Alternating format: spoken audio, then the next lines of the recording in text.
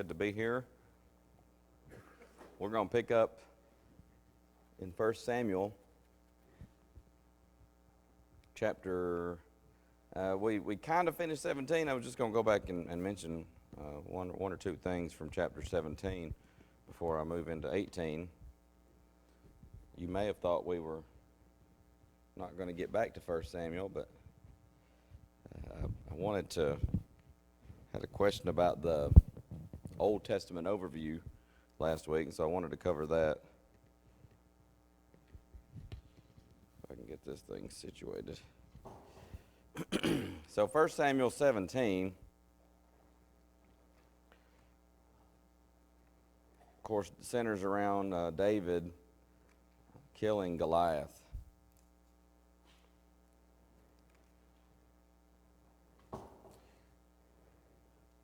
And what I was wanting to look at was toward the end, really not necessarily a specific verse, I guess, so much as just sort of a concept, if I can. But I was thinking about this, and I was thinking about David having, we'll talk about this in our Wednesday night class. We talk about the life of a shepherd. David being a shepherd, spent a lot of time among sheep. He spent a lot of time out in the wilderness leading sheep. And, you have, in a situation like that, you may be, you're going to have a lot of days that are pretty easy days as far as, you're not having just nonstop predators after the sheep every single day. Now, you have to be on guard because, just like robbers, the predators don't announce, hey, I'm going to arrive on this day. So you always had to be on guard, but there were days when you had a lot more time on your hands. So a lot of times a shepherd might spend time with his sling. And typically, shepherds were pretty good with those things. They could hit a target pretty well with a sling. You also had the rod. We sometimes call, I believe, Psalm 23 mentions thy rod and thy staff, they comfort me. I get them confused sometimes. The staff, I believe, is the one that had the crook. You could use it to lift the sheep out of a ravine or something like that, or if they fell in water. But the rod was this, not quite as long as a baseball bat necessarily, but it was designed for, they could throw it. They could also use it for close-in defense if a shepherd needed to defend himself or something like that. But the shepherds were pretty good with those as well. And a sling is good for a much farther distance, but sometimes you needed that rod up close or something that's just a few feet away, but they could throw it with great accuracy. All that just to say that David obviously had some skill with the sling. Now, God was with him. We're not told how much of this is God doing this miraculously or providentially, and how much of it is David just having practiced a lot with a sling. So I guess we can't say for sure how much was just David, but it does seem that he developed a skill among the sheep that during his shepherding days that now is paying off. And I think about that, and I think, when you learn a skill, when you learn a talent, you never know. You never know how that's going to pay off in God's service. God can use those talents. I mean, who would have ever thought that a shepherd boy being able to be so accurate with a sling would make a difference in the service of God? But it did. So I was thinking about that. I thought there's some great lessons there. There are times when we're developing skills that we don't even realize at the time that we'll use later. I've heard some young men that maybe they came up doing lads to leaders or something like that, and several of them say, I'd never had any intention of being a preacher. But I know of one gentleman who he went into the military, and he got stationed somewhere. There was not a faithful congregation there. So he and his family started one. They found a couple other Christians. I think there might have been a Christian in his battalion or whatever. So started up, and guess who had to preach? Well, he did. I've known of other folks stationed in the military Maybe they go and meet with a small congregation and realize that we don't have a preacher. Here's a young man who's had some experience, maybe at Lads for Leaders, maybe it's something else. But sometimes we're developing talents that we don't even know that God's going to use later on.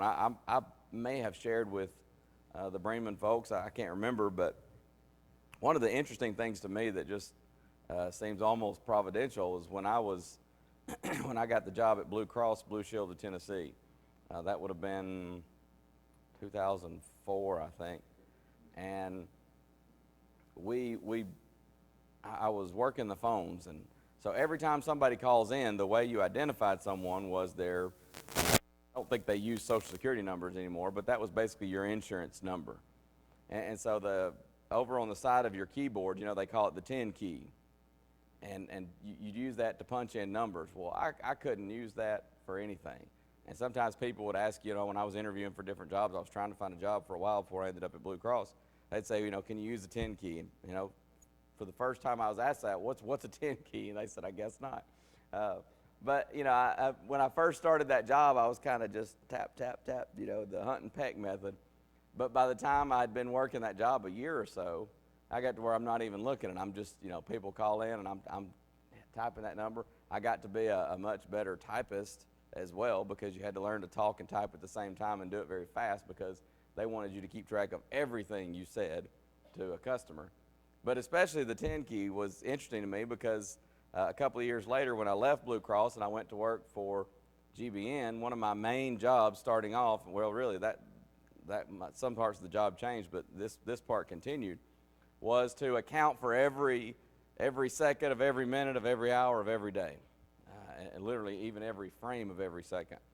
So 24 hours in a day, I had to make sure to send to the place in Atlanta that's running all of our programs.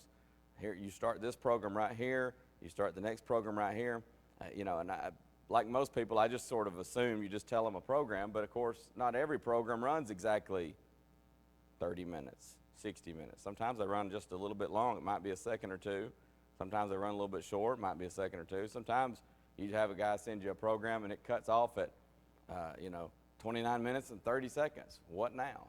And so you had all these different fillers. But anyways, all day long, I'm using the 10 key. And my job would have taken me so much longer had I not been able to use that. And I never would have had that skill except from my time at Blue Cross. I hated that job at Blue Cross. I was so miserable. I wanted so bad to get a different job. I finally did. And lo and behold, a skill I had developed at that job I hated so bad had now paid off and helped me cut my work time down so much when I went to work for GBN. So you just never know how talents that are being developed can pay off in the Lord's service.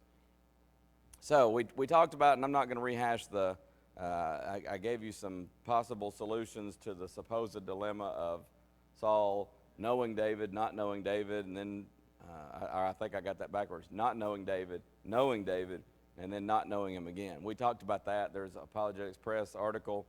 There's a lot of different possibilities for that. It may be it's just out of chronological order. It may be Saul kind of pretending because he's sort of mocking at David. But whatever, there are plenty of, there's more than one potential answer for that supposed dilemma. But let's get into chapter 18. This is where you see the the friendship between David and Jonathan really develops, and you have a lot of David's relationship with Saul's family, period, with Michal, with Jonathan, with Saul. So it came to pass when David had made an end of speaking to Saul, the soul of Jonathan was knit with the soul of David, and Jonathan loved him as his own soul. So Saul takes David that day. He's not going to let him go home to his father's house anymore. He's basically going to have him as living there at the castle, the king's house. Jonathan and David made a covenant because he loved him as his own soul. Now, I want you to notice, and of course, you're probably familiar. Some people try to take this friendship with David and Jonathan and turn it into something inappropriate, something homosexual. There's nothing of the sort here. And what it is it's two men who are best friends, and they are the most unlikely of best friends as this situation unfolds. But yet, Jonathan, you see a man of just utmost integrity in Jonathan, even when it means going against his family. But he's going to stand for what's right. He's not going to stand just based upon family ties or blood relation.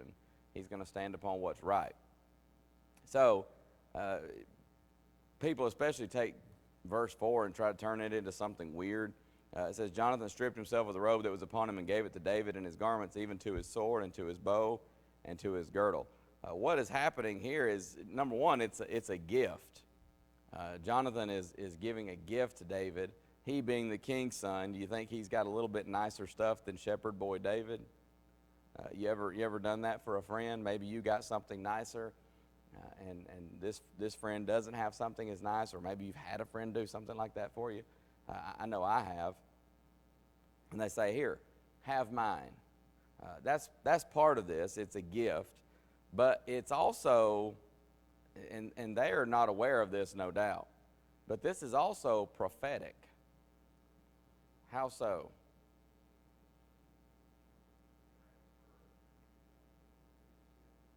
This is representing, I mean, you think about, I just lost my place on the text, the robe. The robe represents, and again, this is something we'll talk about in our Wednesday night class on the life of shepherd and all that. But the robe would represent authority.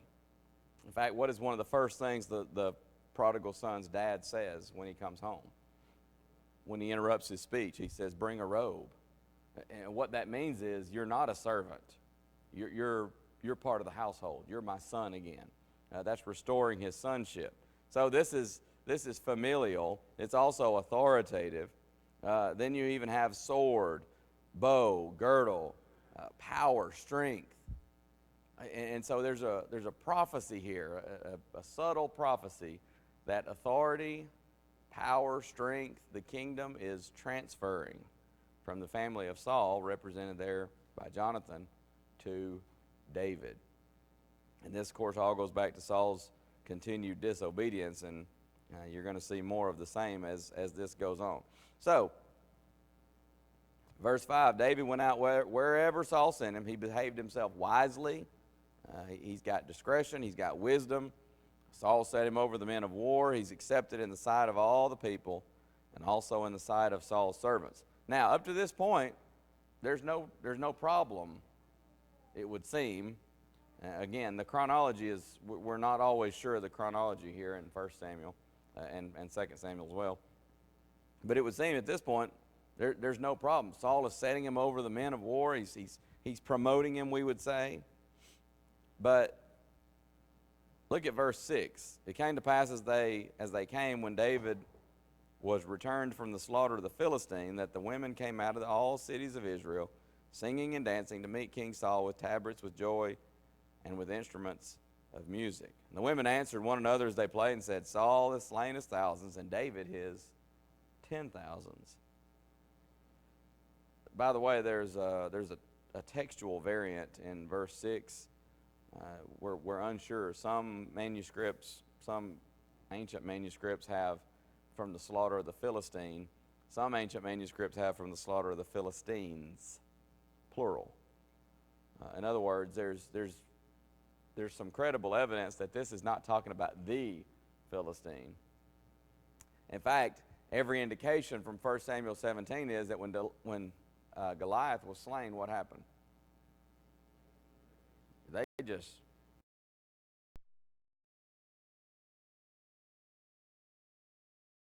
David would have killed his 10,000s, or Saul his thousands. In fact, Saul was pretty much cowering most of the rest of Israel. Now, it might very well be that when Goliath was slain, they see they're fleeing, and so they rush to the slaughter, and you know the ranks are broken, and so it becomes a mass slaughter, maybe. But there is some credible evidence here that this might be later on when they're coming.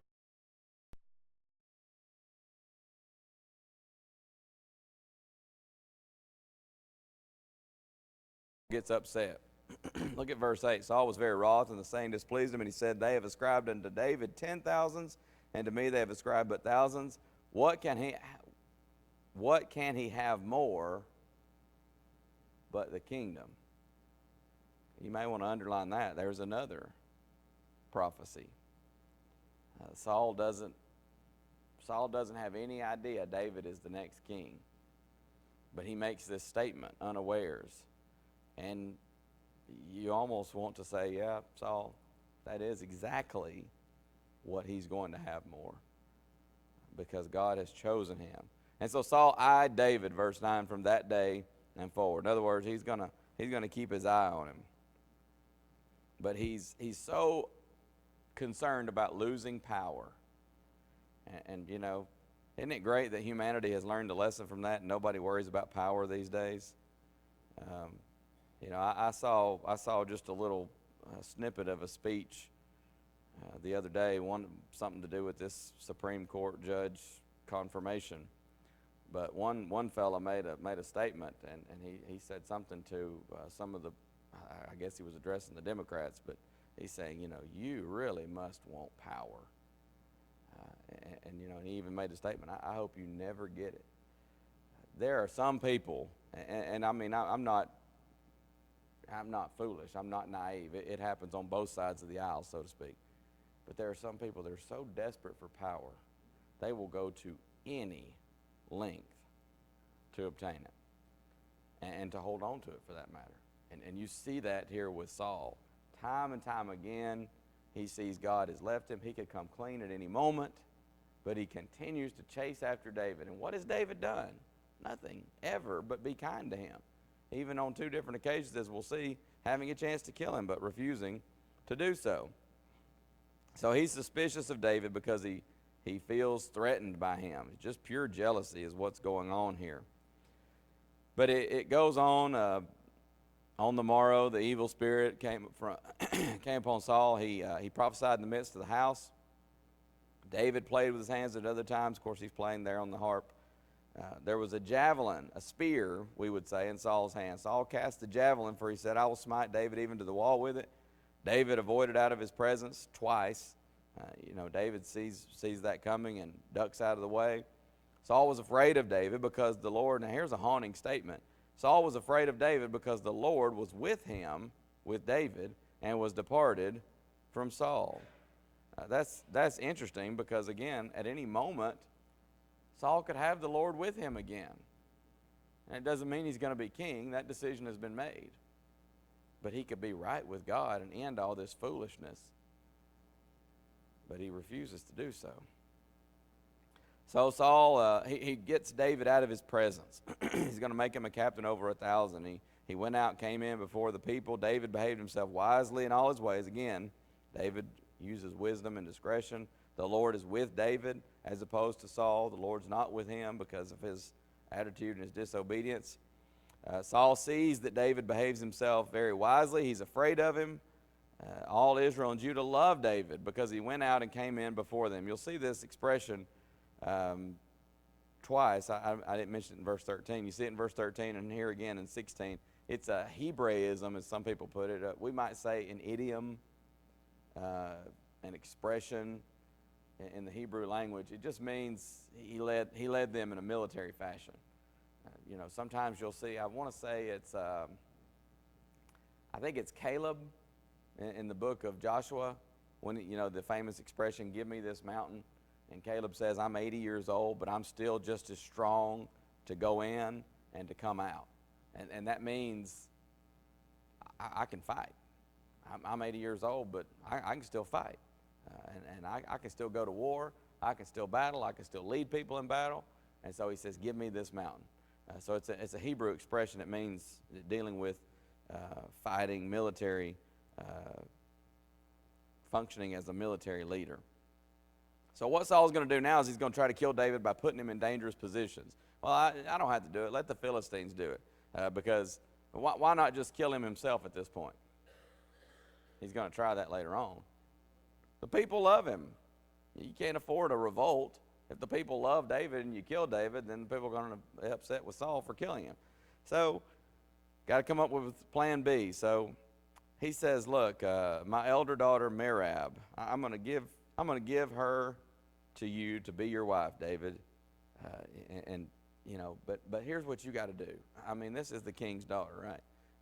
I need you to be valiant. I need you to fight the Lord's battles. You see how he, you know, couches it in language that's going to sound good to David. For Saul said, let not mine hand be upon him, but the hand of the Philistines be upon him. So David says to Saul, who am I? David's humble at this point. Who am I? What is my life or my father's family in Israel that I should be son-in-law to the king? I'm not worthy to be the king's son-in-law. But, it came to pass when she should have been given to David, she was given to someone else. There in verse 19.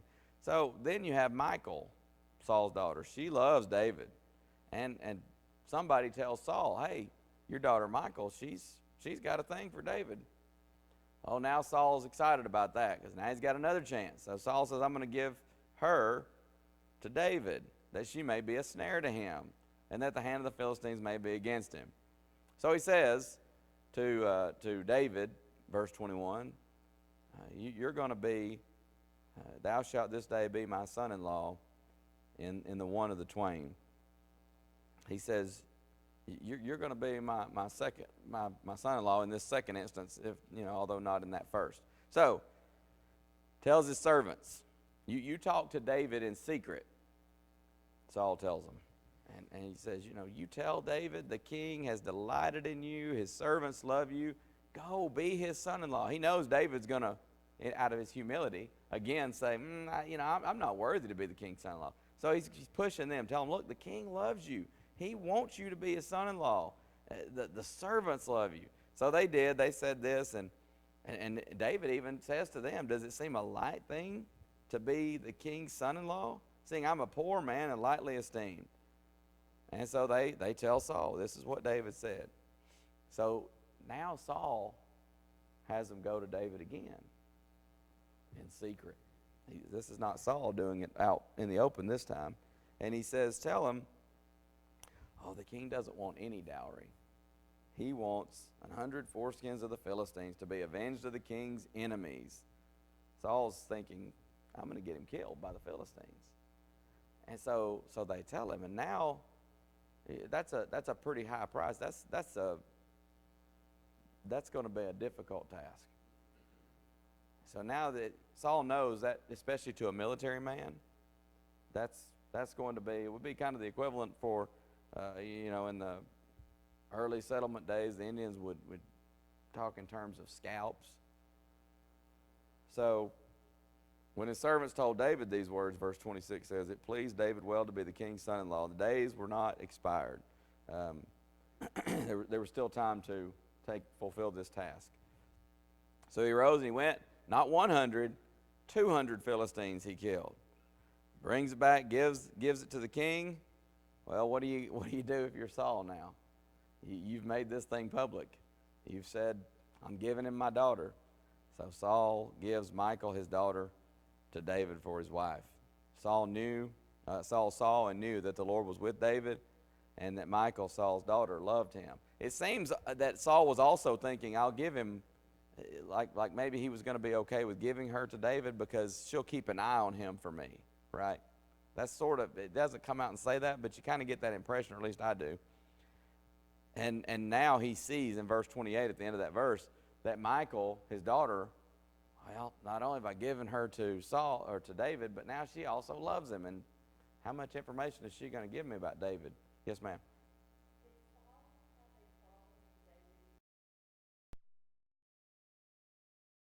And Samuel throws stuff around sometimes that's not necessarily chronological. And so the timeline is not always easy to figure out. But it seems that he did not early on. Now, where that problem exactly began, I don't know. Because David doesn't even come on the scene as a military person until after Goliath, after that happened. But it does seem he's kind of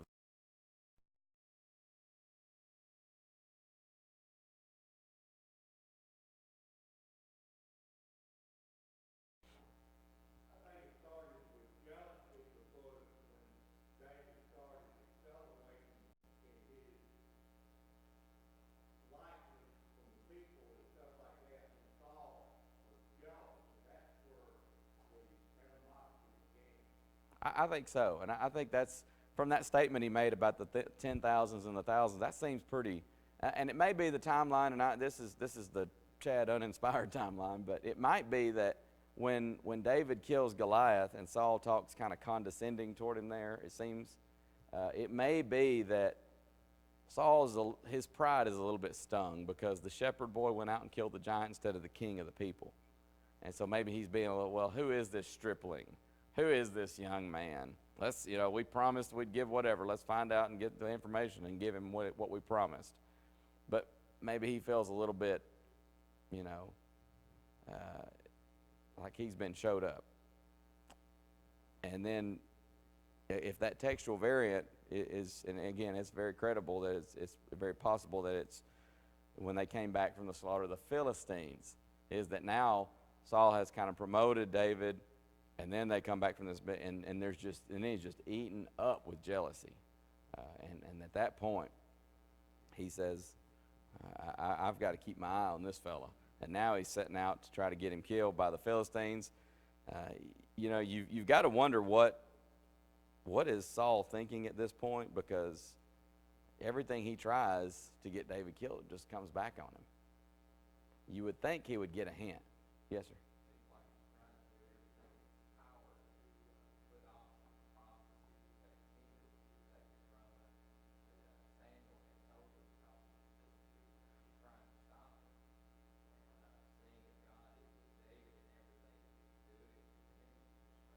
I wonder if he makes a statement, what more can he have but the kingdom? But it doesn't seem he's putting two and two together yet. I wonder, as this thing goes along, does he put together, wait a minute, Samuel said the kingdom's going to be taken and given to somebody else. This is the guy. And so I got to get him out of the way. And maybe he did. Maybe he figured that out pretty early. The text just doesn't tell us. But yeah, I mean, it's like he's doing everything he can to stop this prophecy. And, Saul, of all people, should have known, you're not going to stop what God has said is going to come to pass. So he gives him this irrational assignment, and David just keeps doing what Saul asks, and he behaves himself with discretion, with wisdom. He's a valiant military man, and everything he does prospers. There's something that I'm reminded of. Somebody grab Proverbs 26, verse 27, please.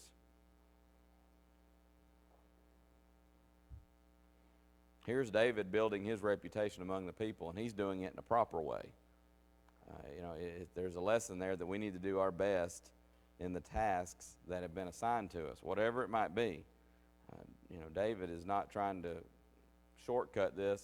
He's just doing what he's supposed to do, and in the process, he's building his reputation. Proverbs 26:27, what's it say?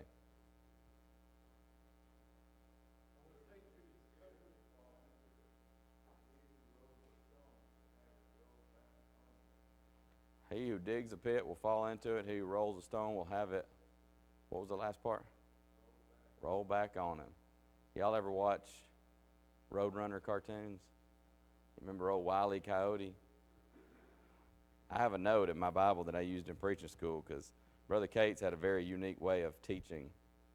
And I still can remember to this day. I could go and look at my notes on wisdom literature, my notes on the book of Proverbs. I have very few notes in that notebook. He was a teacher that you just could not take notes from him. But what you would find is that you would just sit there sometimes he could teach for hours, and sometimes the instructors would swap classes because somebody was gone on a gospel meeting or going to be gone next week or something. And literally, sometimes you would sit in a class for 2, 3, 4 hours, one instructor, but you could just sit and listen to Brother Cates for hours. And it never got old, it never got boring. And, you may not get 5 lines of notes, but here I am 20 years later, and I can picture, visualize, and hear some of the things that he taught us from Proverbs and other lessons, other books as well. But that one was one that really stuck with me because I have a note in my Bible, and I wrote out beside that verse, all I wrote was Wile E. Coyote. Because that's what Wile E. Coyote would do all the time, right? He'd have that, he'd roll that stone right up to the edge of the cliff and have some kind of trigger mechanism waiting for Roadrunner to come along, and he'd come along and beep, beep, and eat that little bird seed, and then beep, beep, he's on his way, and Wile E. Coyote's coming. What's going on? About that time, he gets it, right? Whoever rolls a stone Going to roll back on you. And buddy, Saul right now he's the Wile E. Coyote. And David is the road runner, because no matter what he does, it just keeps coming right back on him. He digs the pit, he falls in it. He rolls a stone, it rolls right back over him. And it's because David has God with him. And Saul has departed from God, so God has departed from him. So you go on into chapter 19, and again you got Saul plotting against David. Saul speaks to Jonathan, to all his servants, tell them they should kill David. But Jonathan, of course, is friends with David. He tells David, my father's trying to kill you. Take heed to thyself until the morning. Abide in a secret place and hide thyself. I'm going to go out and stand beside my father in the field. I'm going to commune with my father of thee. And what I see, that I will tell thee. So they're friends. And he says, look, I'm going to find out what's going on. You just kind of lay low until then. So Jonathan spake good of David unto Saul his father. Says, don't let the king sin against his servant, against David, because he hath not sinned against thee, and because his works have been to thee word very good. Put his life in his hand, slew the Philistine. The Lord wrought a great salvation for all Israel. Thou sawest it and did rejoice. Wherefore then wilt thou sin against innocent blood to slay David without cause? Well, he's going to have a momentary change of heart, right? He hearkened to the voice of Jonathan, and Saul swears, the Lord liveth, he shall not be slain. Either he has a momentary change of heart, or maybe he's suspected that Jonathan is going to go back and tell David whatever he says. Who knows? Maybe he's starting to suspect. Maybe Jonathan's not 100% on board with his dad. So that could be why. But for whatever reason, he says, as the Lord liveth, he shall not be slain. So Jonathan calls David, tells him. He brings David to Saul. David's in Saul's presence again now. Once again. So there's a war, verse 8. David goes out, he fights against the Philistines, slew them with a great slaughter. They fled from him. The evil spirit from the Lord was upon Saul as he sat in his house with his javelin in his hand, his spear, in other words. David played with his hand, played the harp. Saul sought to smite David even to the wall with the javelin, but he slipped away out of Saul's presence, and he smote the javelin into the wall, and David fled and escaped that night. He's back to his old ways, right? So Saul sent messengers to David's house to watch him, to kill him in the morning. So Michal, his wife, tells him, if you don't save your life tonight, tomorrow you'll be slain. It seems that she still cares about David. So Michal let David down through a window, and he went, fled, and escaped. She took an image. This would be some kind of household god. We're not told for sure. We would assume this is Michal's household god, some kind of an idol. You assume it's hers and not David's, because I think that's a pretty safe assumption, because God is with David every step of the way here. Now, he's not sinless. We'll see that as this goes on. David still is human. Whether it's only Michal's or whether it's Michal's and David's together, the Bible's not condoning it for sure. There are times when the Bible records something, but it's not recording it to say, hey, good job. It's just recording it to give us the account. So remember, not everything that's recorded is condoned. So anyways, but it would seem that this is Michal's image. But she takes it, lays it in the bed, puts a pillow of goat's hair for a bolster, covered it with a cloth. And so Saul sends messengers, and she tells him he's sick. Now she's lying. Again, these are humans. That doesn't make it okay, but the Bible's not saying good job.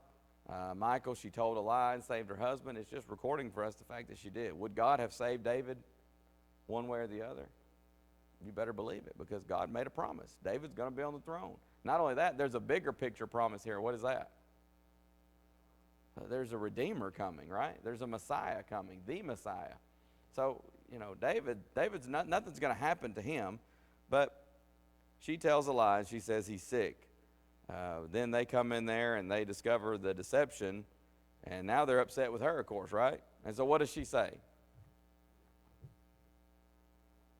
What's her excuse now?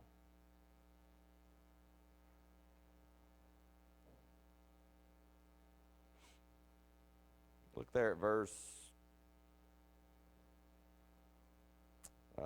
16, 17? 17.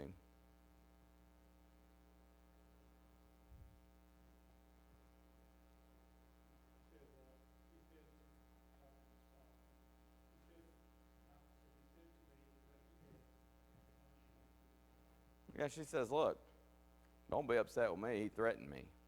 He said, you can let me go or I could kill you. And so she said, I just did what I had to do. Now, did David do that? No, she's lying again. Again, it seems that she loves David and she's trying to protect him. Why is she lying? Well, she's probably trying, number one, to protect her own hide. Again, that doesn't make it okay. It may also be that some people are kind of compulsive, habitual liars, right? My dad used to have an expression that he would say, some people will climb a tree to tell a lie when they can stand on the ground and tell the truth. And isn't that the case sometimes? And I don't know if that's any indication that that's what's going on with Michael. It may just, you get a person who gets started lying, and it becomes easier and easier, right? And somebody asks you something, you don't want to tell the truth, it just becomes very easy to lie. And that may be, I don't know. It may just be that she's trying to protect her own self. And so she's thinking, well, look, David's gone. I'm here. I'm answering to the king's guard. I got to come up with something. And so she's just saying whatever. So anyways, David fled. He escaped and came to Samuel. Samuel's not having anything to do with Saul right now. But he's there at Naioth, which is a city of Ramah. And he goes to see Samuel. And it's told to Saul, David is at Naioth in Ramah. So Saul sends messengers to take David. They see a company of the prophets prophesying. Samuel standing as appointed over them. The Spirit of God comes upon them. They also prophesied. That let them know they need to cease and desist from what they're doing. And apparently they did, because verse 21, it was told Saul, he sent other messengers. They prophesied likewise. Saul sent messengers again the third time. Same thing happens. Then Saul goes to Ramah. Came to a great well. Where are Samuel and David? Somebody told him they're in Naioth and Ramah. So he goes there, and the Spirit of God was upon him also, and he went on and prophesied until he came to Naioth and Ramah. This goes back to the passage there. Where is it? I wrote down the reference. 1 Samuel 10:12, about Saul possibly being among one of the prophets. God is trying to get through to him here. He's giving him every opportunity to cease and desist. Also, he stripped off his clothes also and prophesied before Samuel in the like manner and lay down naked all that day and all that night. This would not be nude. This would be